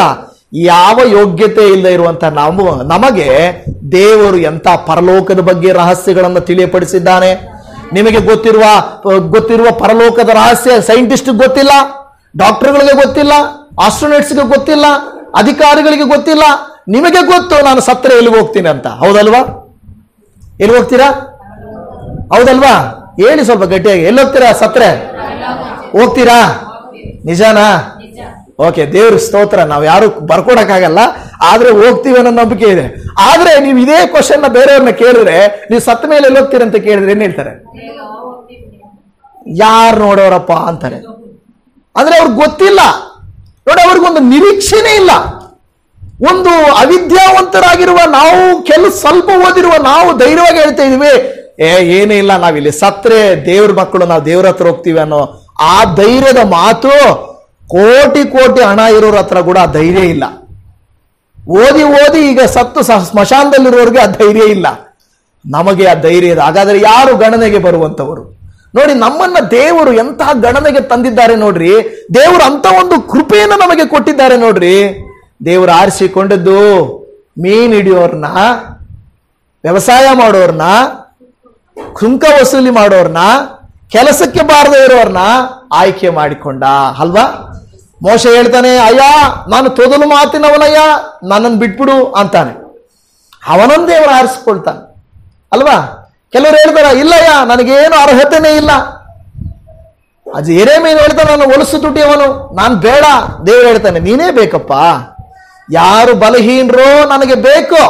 ದೇವರು ವಾಕ್ಯ ಹೇಳ್ತದೆ, ದೇವರು ಪಾಪಿಗಳನ್ನ ಹುಡುಕಿ ರಕ್ಷಿಸುವುದಕ್ಕಾಗಿ ಬಂದನು. ಹಲ್ಲೆಲೂಯಾ. ಯಾರನ್ನ ಆತನು ರಕ್ಷಿಸಕ್ಕೆ ಬಂದಿದ್ದು? ಪರಿಶುದ್ಧರನ್ನ ಹುಡುಕಿ ಬರಲಿಲ್ಲ ಆತನು, ಪಾಪಿಗಳನ್ನ ಹುಡುಕಿ ಬಂದನು. ಬಲಹೀನರನ್ನ ಆತನು ಹುಡುಕಿ ಬಂದನು. ಇವತ್ತು ಬಲಹೀನರನ್ನ ಹುಡುಕಿ ಬಂದಂತ ನಮ್ಮನ್ನ ಆತನು ಏನ್ ಮಾಡ್ತಾನೆ? ಆತನು ಆರಿಸಿಕೊಂಡಿದ್ದಕ್ಕಾಗಿ ನಾವು ದೇವರಿಗೆ ಸ್ತೋತ್ರ ಮಾಡಬೇಕು. ಒಂದು ವಾಕ್ಯವನ್ನು ಕೂಡ ಓದಿಕೊಳ್ಳೋಣ. ಅಪೊಸ್ತಲರ ಕೃತ್ಯಗಳು 20ನೇ ಅಧ್ಯಾಯ 35ನೇ ವಚನವನ್ನ ನಾವು ಓದಿಕೊಳ್ಳೋಣ. ಅಪೊಸ್ತಲ ಕೃತ್ಯಗಳು 20:35. ಮಾದರಿ ತೋರಿಸಿದ್ದೇನೆ, ನೀವು ಹಾಗೆಯೇ ದುಡಿದು ಬಲವಿಲ್ಲದವರಿಗೆ ಉಪಕಾರ ಮಾಡಬೇಕು. Thank you. ಇಲ್ಲಿ ಹೇಳ್ತದೆ ನೀವೇನ್ ಮಾಡಬೇಕು? ಬಲ ಇಲ್ಲದವರಿಗೆ. ನಾವು ಇವತ್ತು ದೇವರು ನಮಗೆ ಹೇಳ್ತಾ ಇದ್ದಾನೆ, ನೀವು ಎದ್ದು ನಿಂತಿದ್ದೀರಾ, ದೇವರು ನಿಮ್ಮನ್ನ ಸ್ವಲ್ಪ ಎಬ್ಬಿಸಿ ನಿಲ್ಲಿಸಿದ್ದಾರೆ ನಂಬಿಕೆಯಲ್ಲಿ. ಹಾಗಾದ್ರೆ ಕೆಲವರು ಇನ್ನೂ ಬಿದ್ದುವ ಸ್ಥಿತಿಯಲ್ಲೇ ಇದ್ದಾರೆ, ಇನ್ನೂ ಕೆಲವರು ಪಾಪ ಬಿದ್ದ ಸ್ಥಿತಿಯಲ್ಲೇ ಇದ್ದಾರೆ, ಬಲಹೀನ ಸ್ಥಿತಿಯಲ್ಲಿದ್ದಾರೆ. ಪೌಲ್ ಹೇಳ್ತಾ ಇದ್ದಾನೆ, ಎಲ್ಲಾ ವಿಷಯಗಳಲ್ಲಿ ನಾನು ನಿಮಗೆ ಮಾದರಿ ತೋರಿಸಿದ್ದೇನೆ, ನೀವು ಹಾಗೆ ದುಡಿದು ಬಲವಿಲ್ಲದವರಿಗೆ ಉಪಕಾರ ಮಾಡಬೇಕು ಎಂದು ದೇವರ ವಾಕ್ಯ ಹೇಳ್ತಾ ಇದೆ. ಉಪಕಾರ ಮಾಡಿ ಅಂದ್ರೆ ಇಲ್ಲಿ ಹಣ ಅಂತ ಆಲೋಚನೆ ಮಾಡಬೇಡಿ, ಬೇರೆ ಏನೋ ವಸ್ತುಗಳಂತ ಆಲೋಚನೆ ಮಾಡಬೇಡಿ, ಆತ್ಮಿಕವಾಗಿ ಆಲೋಚನೆ ಮಾಡೋಣ. ನಮಗೆ ದೇವರ ಬಗ್ಗೆ ಅಲ್ಪ ಸ್ವಲ್ಪ ಗೊತ್ತಿದೆ, ಏನೂ ಗೊತ್ತಿಲ್ಲದೆ ಇರೋ ಬಲಹೀನರಿದಾರಲ್ವಾ, ಅವರಿಗೆ ಯಾರು ಹೇಳ್ಕೊಡ್ತಾರೆ? ಯಾರು ಹೇಳ್ಕೊಡ್ತಾರೆ? ನಾವು ಹೇಳ್ಕೊಡ್ಬೇಕು. ಅದಕ್ಕೆ ದೇವರು ಹೇಳ್ತಾ ಇದ್ದಾನೆ, ನೀವೇನ್ ಮಾಡಿದ್ದೀರಾ? ಸ್ವಲ್ಪ ಏನಾಗಿದ್ದೀರಾ? ಎದ್ದು ನೀವು ಬಲಗೊಂಡಿದ್ದೀರಾ. ನೀವೀಗೇನ್ ಮಾಡಬೇಕು? ಬೇರೆಯವರಿಗೆ ಸಹಾಯ ಮಾಡಬೇಕು. ನಮ್ಮ ಶಕ್ತಿಗನುಸಾರವಾಗಿ ಸೇವೆ ಮಾಡಬೇಕು. ಹಲ್ಲೆಲೂಯಾ. ಸೇವೆ ಮಾಡಕ್ಕೆ ರೆಡಿ ಇದ್ದೀರಾ? ನಿಜನಾ? ಸೇವೆ ಮಾಡಬೇಕು. ನಮ್ಮ ಕೈಯಲ್ಲಿ ನನಗೆ ಬಲ ಇಲ್ಲ, ನಾನು ಬಲಹೀನ, ನನಗೇನು ಗೊತ್ತಿಲ್ಲ, ಆ ಪದನ ಪಕ್ಕಕ್ಕಿಡ್ರಿ. ನಿಮ್ಮ ಕೈಯಲ್ಲಿ ಆಗಲ್ಲ ಅನ್ನೋದು ಪಕ್ಕಕ್ಕಿಡ್ರಿ. ಯಾಕೆಂದ್ರೆ ದೇವರ ವಾಕ್ಯ ಇವತ್ತು ಸ್ಪಷ್ಟವಾಗಿ ಹೇಳಿದ್ದೇನೋ, ಬಲಹೀನರನ್ನ ಆತನು ಆರಿಸಿಕೊಂಡು ಬಲಪಡಿಸಿ ಉಪಯೋಗಿಸುತ್ತಾನೆ. ಹಲ್ಲೆಲೂಯಾ. ನಿಮ್ಮನ್ನ ದೇವರು ಬಲಪಡಿಸಲಿಕ್ಕೂ ಉಪಯೋಗಿಸಲಿಕ್ಕೂ ಆತನ ಶಕ್ತನಾಗಿದ್ದಾನೆ. ನಾವೇನ್ ಮಾಡಬೇಕು? ನಮ್ಮ ಕೈಯಲ್ಲಿ ಆಗೋದನ್ನು ನಾವು ಮಾಡಬೇಕು. ಇವತ್ತು ನಮ್ಮ ಕೈಯಲ್ಲಿ ಏನಾಗುತ್ತೆ? ನಾವು ಎದ್ದಾಗ ನಾನು ಹೇಳ್ತಾ ಇದ್ದೇನೆ, ನಿಮ್ಮ ಕೈಲಾದರೆ ಮೊದಲನೆಯ ಕೃತ್ಯ ಪ್ರಾರ್ಥನೆಯನ್ನ ಮಾಡಬೇಕು. ಏನು ಮಾಡಬೇಕು? ನಿಮ್ಮ ಕೈಯಲ್ಲಿ ಆಗುವುದು ಅದೇನೆ. ದೇವರೇ, ನನ್ನ ಕೈಯಲ್ಲಿ ಬೇರೆ ಏನು ಮಾಡಕ್ಕಾಗಲ್ಲಪ್ಪ, ಈಗೋ ನನಗಾಗಿ ನನ್ನ ಕುಟುಂಬಕ್ಕಾಗಿ ಪ್ರಾರ್ಥನೆ ಮಾಡ್ತೇವೆ. ಇಲ್ಲಿರುವ ನಾವು ಹೊರಗಡೆ ಇರೋರೆಲ್ಲ ಏನ್ ಮಾಡ್ತಾರೆ ಗೊತ್ತಾ? ತುಂಬಾ ದುಡಿತೀವಿ, ಕಷ್ಟಪಡ್ತೀವಿ. ಯಾಕೆ ಗೊತ್ತಾ? ನಾನ್ ಚೆನ್ನಾಗಿರ್ಬೇಕು, ನನ್ನ ಮಕ್ಕಳು ಚೆನ್ನಾಗಿರ್ಬೇಕು, ನನ್ನ ಮನೆ ಚೆನ್ನಾಗಿರ್ಬೇಕು, ನನ್ನ ಮೊಮ್ಮಕ್ಕಳು ಚೆನ್ನಾಗಿರ್ಬೇಕು ಅಂತ ಕಷ್ಟಪಡ್ತೀವಿ ಅಲ್ವಾ? ಅದೇ ಕಷ್ಟನ ನಾನು ಸ್ವಲ್ಪ ಕಷ್ಟಪಟ್ಟು ಪ್ರಾರ್ಥನೆಯಲ್ಲಿಡೋಣ, ದೇವರಲ್ಲಿರೋಣ. ದೇವರು ನಮ್ಮ ಕೈ ಕೆಲಸವನ್ನು ಆಶೀರ್ವದಿಸಿ ಏನ್ ಮಾಡ್ತಾರಂದ್ರೆ ನಮ್ಮ ಸಂತತಿಯನ್ನ ದೇವರು ಆಶೀರ್ವಾದ ಮಾಡ್ತಾರೆ. ಅಬ್ರಹಾಮನನ್ನ ಕರೆದ ದೇವರು ಅವನ ಸಂತತಿಯನ್ನು ಆಶೀರ್ವದಿಸ್ತೇನೆ ಅಂತ ಹೇಳಿದ್ರು. ಇವತ್ತು ಯಾರಿಗ್ ಗೊತ್ತು? ನಿಮ್ಮ ಮುಂದಿನ ಸಂತತಿ ದೇವರಿಂದ ಆಶೀರ್ವದಿಸಲ್ಪಡಬೇಕು. ಅರ್ಥ ಆಗ್ತಾ ಇದೆಯಾ? ನಿಮ್ಮಿಂದ ಹಿಡಿದು ಇನ್ನು ಮುಂದಿನ ಸಂತತಿ ಆಶೀರ್ವದಿಸಲ್ಪಡಬೇಕು. ನಮ್ಮನ್ನ ನೋಡಿ ನಮ್ಮ ಮಕ್ಕಳು ಕಲಿಬೇಕು. ಓ, ನಮ್ಮ ಅಪ್ಪ ಅಮ್ಮ ಎಷ್ಟು ಪ್ರಾರ್ಥನಾ ವೀರರು, ಎಷ್ಟು ಒಳ್ಳೆಯವರು, ಎಷ್ಟು ಭಕ್ತಿವಂತರು, ನಾನು ಹಾಗೆ ಇರಬೇಕು ಅಂತ ನೋಡಿ ಕಲಿಬೇಕು. ನಾವು ಸೋತು ಹೋಗೋದನ್ನ ಅವರು ನೋಡಿ ಅವರು ಸೋತು ಹೋಗೋದಲ್ಲ. ನಾವು ಕುಗ್ಗಿ ಹೋಗಿ ನಾವು ಲೌಕಿಕವಾಗಿದ್ದು ನಮ್ಮ ಹಾಗೆ ನಮ್ಮ ಮಕ್ಕಳು ಕೆಟ್ಟು ಹೋಗ್ಬಾರ್ದು. ಅದರಿಂದ ನಮಗೆ ಏನು ಪ್ರಯೋಜನ ಬರುತ್ತೆ? ಏನು ಪ್ರಯೋಜನ ಬರಲ್ಲ. ಹಾಗಾದ್ರೆ ಇವತ್ತು ನಾವೊಂದು ತೀರ್ಮಾನ ಮಾಡಿಕೊಳ್ಳೋಣ. ನಾವೆಲ್ಲರೂ ಕಣ್ಣುಗಳನ್ನು ಮುಚ್ಚಿ ಪ್ರಾರ್ಥನೆಯಲ್ಲಿ ತೀರ್ಮಾನ ಮಾಡೋಣ. ಹಲ್ಲೆಲೂಯಾ. ಯೇಸುವೇ, ಕರ್ತನೇ ನಿನಗೆ ಸ್ತೋತ್ರ. ಆಮೆನ್. ಅಪ್ಪ, ನಾನು ಬಲಹೀನನಯ್ಯ, ನಾನು ಬಲಹೀನಳಪ್ಪ. ನಾನು ಎಷ್ಟೇ ಪ್ರಯತ್ನ ಪಟ್ಟರು, ಎಷ್ಟು ಪ್ರಯಾಸ ಪಟ್ಟರು ನಾನು ಏನೂ ಮಾಡಕ್ಕಾಗ್ತಾ ಇಲ್ಲಪ್ಪ. ಆದರೆ ಇವತ್ತು ನಿನ್ನ ವಾಕ್ಯದಲ್ಲಿ ನೀವು ಹೇಳಿದ್ದೀರಾ, ನಿಮ್ಮ ಶಕ್ತಿಯನ್ನ ನೋಡಿ ಪವಿತ್ರಾತ್ಮನು ಸಹಾಯ ಮಾಡುತ್ತಾನೆ ಎಂದು ಹೇಳುತ್ತಾ ಇದೆಯಪ್ಪ. ಇದೋ ನಾನು ನಿಮಗೊಬ್ಬ ಸಹಾಯಕನನ್ನು ಕಳುಹಿಸಿಕೊಡುತ್ತೇನೆ ಎಂದು ಹೇಳ್ತಾ ಇದೆಯಪ್ಪ. ಬಲಹೀನರಾದ ನಿಮ್ಮನ್ನ, ಗಣನೆಗೆ ಬಾರದ ನಿಮ್ಮನ್ನ ನಾನು ಆರಿಸಿಕೊಂಡಿದ್ದೇನೆ ಎಂದು ಹೇಳ್ತಾ ಇದ್ದೀರಪ್ಪ. ಈಗೋ ಇಲ್ಲಿರುವ ನಾವೆಲ್ಲರೂ ಹಲ್ಲೆಲೂಯಾ ನೀವು ಪ್ರಾರ್ಥನೆ ಮಾಡಿ, ಏಸಪ್ಪ, ನಾನು ಕೆಲವು ವಿಷಯಗಳಲ್ಲಿ ನಾನು ಎಷ್ಟೋ ಪ್ರಯತ್ನ ಮಾಡಿದೆ ಅಯ್ಯ, ನನ್ನ ಕೈಯಲ್ಲಿ ಆಗಲೇ ಇಲ್ಲಪ್ಪ. ಈಗೋ ನನ್ನ ಕೈಯಲ್ಲಿ ಆಗಲೇ ಇಲ್ಲ. ಆದರೆ ಇವತ್ತು ನಾನು ನಿನ್ನ ಮೇಲೆ ಹಾಕುತ್ತಾ ಇದ್ದೇನೆ ಸ್ವಾಮಿ. ನನ್ನ ಕೈಯಲ್ಲಿ ಆಗುವುದು ಸ್ತುತಿಸುವುದು, ನಂಬುವುದು, ಪ್ರಾರ್ಥಿಸುವುದು, ಅಪ್ಪ ನಿನ್ನನ್ನು ಹಿಂಬಾಲಿಸುವುದು, ನಿನ್ನ ಪ್ರಸನ್ನತೆಯಲ್ಲಿ ಬಂದು ಕುತ್ಕೊಳ್ಳೋದು ಮಾತ್ರ ನನಗೆ ಗೊತ್ತುಂಟು. ಮಿಕ್ಕಿದ ಯಾವುದೂ ನನಗೆ ಗೊತ್ತಿಲ್ಲಪ್ಪ. ಆದರೆ ನೀನೇ ನಮಗೆ ಮಾರ್ಗ ಮಾಡ್ತಿ ಎಂದು ಗೊತ್ತಿದೆ, ನೀನೇ ನನಗೆ ಅದ್ಭುತ ಮಾಡ್ತಿ ಎಂದು ಗೊತ್ತಿದೆ, ನೀನೇ ನನಗಾಗಿ ಎರಿಕೋ ಕೋಟೆಯನ್ನು ಬೀಳಿಸುತ್ತೀಯೇ ಎಂದು ನಂಬುತ್ತೇನೆ. ನೀನೇ ನನಗಾಗಿ ನನಗೆ ವಿರುದ್ಧವಾಗಿರುವ ಶತ್ರುಗಳನ್ನು ಅವರಲ್ಲಿ ಅವರೇ ಹೊಡೆದಾಡಿಕೊಳ್ಳುವಂತೆ ಮಾಡುತ್ತಿ ಎಂದು ನಂಬುತ್ತೇನೆ. ಅಪ್ಪ, ಸೋತು ಹೋದ ನನ್ನನ್ನು ಗೆಲ್ಲಿಸುತ್ತಿ ಎಂದು, ಬಿದ್ದು ಹೋದ ನನ್ನನ್ನು ಮೇಲೆತ್ತುತ್ತಿ ಎಂದು ನಾನು ನಂಬುತ್ತಾ ಇದ್ದೇನಪ್ಪ. ನನಗೆ ಸಹಾಯ ಮಾಡು ಎಂದು ಪ್ರಾರ್ಥಿಸೋಣ. ಹಲ್ಲೆಲೂಯಾ. ಇವತ್ತು ದೇವಜನವೇ, ನಿಮ್ಮೊಟ್ಟಿಗೆ ದೇವರು ಮಾತನಾಡಿದ್ರೆ ಇದೇ ಮಾತನ್ನು ಹೇಳ್ರಿ. ಅಪ್ಪ, ನಾನು ಬಲಹೀನಳು ಸ್ವಾಮಿ. ನನ್ನ ಕೈಯಲ್ಲಿ ಎಷ್ಟೇ ಪ್ರಯತ್ನ ಮಾಡಿದ್ರು, ಏನೇ ಹೋರಾಟ ಮಾಡಿದ್ರು ನಾನು ಸರಿ ಮಾಡ್ಕೊಳಕ್ ಆಗ್ತಾ ಇಲ್ಲಪ್ಪ. ಇನ್ನು ಮೇಲೆ ನಾನು ನಿನ್ನನ್ನೇ ಆಶ್ರಯಿಸುತ್ತೇನೆ, ನಾನು ನಿನ್ನನ್ನೇ ಆಧಾರ ಮಾಡಿಕೊಳ್ಳುತ್ತೇನೆ. ನೀನೇ ನನಗೆ ಆಶ್ರಯವು, ನೀನೇ ನನಗೆ ಆಧಾರವು, ನೀನೇ ನನಗೆ ಎಲ್ಲವೂ ಸ್ವಾಮಿ. ಸ್ತೋತ್ರ. ಹಲ್ಲೆಲೂಯಾ. ಯೇಸುವೇ, ನಿನಗೆ ಸ್ತೋತ್ರ. ಈ ರೀತಿಯಾಗಿ ಪ್ರಾರ್ಥನೆ ಮಾಡಿ ತೀರ್ಮಾನ ತೆಗೆದುಕೊಂಡಿರುವಂತ ಈ ನಿನ್ನ ಪ್ರೀತಿಯ ದೇವಜನರನ್ನ ಸ್ತೋತ್ರ ಮಾಡಿ ಅಪ್ಪ. ಇಲ್ಲಿ ವಾಕ್ಯವನ್ನ ಕೇಳುತ್ತಿರುವವರಾಗಿರಬಹುದು, ವಿಡಿಯೋದಲ್ಲಿ ನೋಡಿದವರಾಗಿರಬಹುದು ಸ್ವಾಮಿ, ಅವರ ಜೀವಿತಗಳಲ್ಲಿ ಮಾರ್ಪಡುವ ಒಂದು ತೀರ್ಮಾನ ಈಗಲೇ ಅವರು ತೆಗೆದುಕೊಳ್ಳಲಿ. ನಾನೇನು ಅಲ್ಲಪ್ಪ, ನೀನೇ ಎಲ್ಲ ಸ್ವಾಮಿ. ನಾನು ಬಲಹೀನನು, ನೀನು ಬಲವುಳ್ಳವನು. ನಾನು ಸೋತವಳು, ನೀನು ಗೆಲ್ಲಿಸುವವನು ಸ್ವಾಮಿ. ನನ್ನ ಜೀವಿತವನ್ನು ಮಾರ್ಪಡಿಸುವವನು ನೀನು ಎಂದು ನಂಬುತ್ತಾ, ಕರ್ತನೇ ನೀನು ಸಹಾಯ ಮಾಡುತ್ತಿ ಎಂದು, ಪವಿತ್ರಾತ್ಮನೇ ನೀನು ನಮಗೆ ಸಹಾಯ ಮಾಡಿ ನಮ್ಮನ್ನು ಬಲಗೊಳಿಸಿ ಜಯಗೊಳಿಸುತ್ತಿ ಎಂದು ನಂಬುತ್ತಾ, ನಮ್ಮ ರಕ್ಷಕನು ಕರ್ತನ ಒಡೆಯನು ಕ್ರಿಸ್ತನಾದಂತ ನಜರೇತಿನ ಯೇಸುವಿನ ನಾಮದಲ್ಲಿ ಪ್ರಾರ್ಥಿಸುತ್ತೇವೆ ತಂದೆಯೇ. ಆಮೇನ್, ಆಮೇನ್, ಆಮೇನ್.